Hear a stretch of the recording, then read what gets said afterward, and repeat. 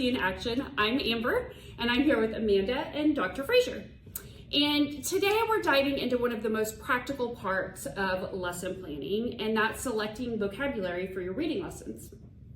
And as I reflect on teaching vocabulary, I remember teaching the word brevity, but it was a little too long. Yes, because we all know you can't teach every word in a passage. So how do we decide which ones are worth that precious instructional time?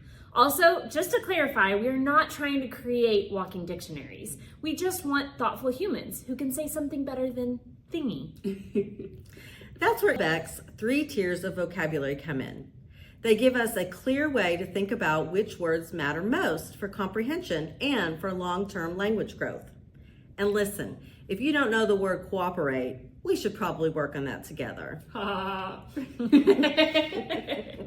Let's do a quick refresher. So tier 1 words are the everyday ones. So like dog, run, or happy. And most of these words kids know through conversation, whereas tier 3 words are more of your academic words, very subject specific, like photosynthesis or amendment.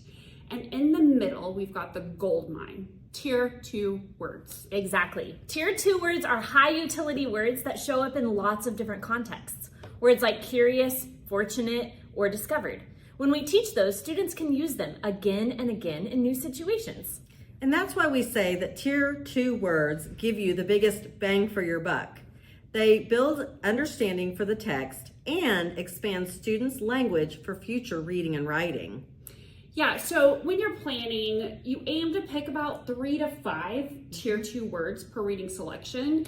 And that really is a manageable number for explicit instruction, enough for deep practice without overwhelming students. So here's a simple process you can use. Step 1, look through the words HMH defines as critical vocabulary. Read through the passage and highlight those words and any other students might not know.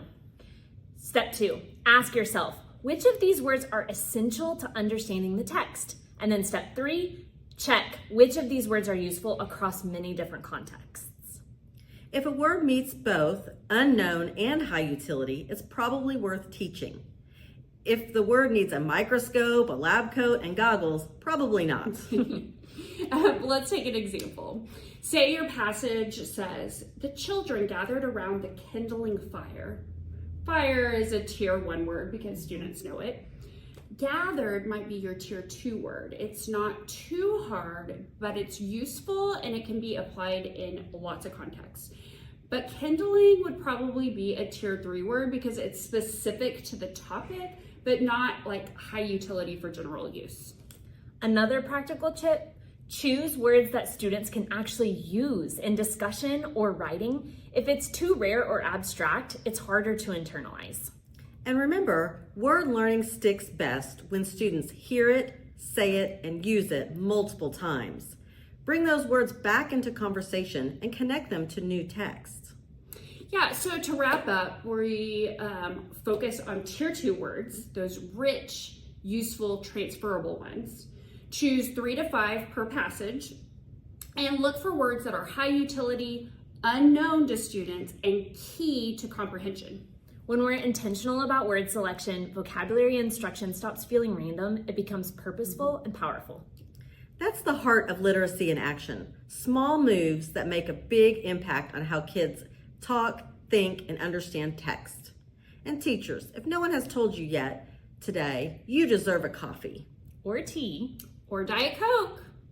Thanks for joining us today on Literacy in Action. And don't forget to subscribe and share your favorite vocabulary tips with us. Keep growing those word learners. Thanks again for joining us on Literacy in Action. See you next time.